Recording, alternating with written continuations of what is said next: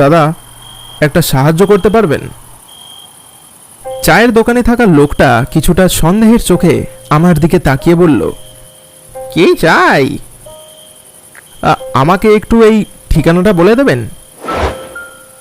শিমুলপুর? সে তো অনেক দূর মশাই। আর আর এই অন্ধকারে আপনি কি ওখানে মরতে যাচ্ছেন? না, মানে আসলে ওখানে আমার পিসির বাড়ি, তাই পিসির সাথে দেখা করতে যাচ্ছি আর কি। কোনো টোটো বা রিক্সা যদি পেতাম তাহলে ভালো হতো আর কি। লোকটা কিছুক্ষণ আমার দিকে তাকিয়ে থাকার পর বলল, তা এখানে কি আপনার এই প্রথমবার আসা হচ্ছে নাকি?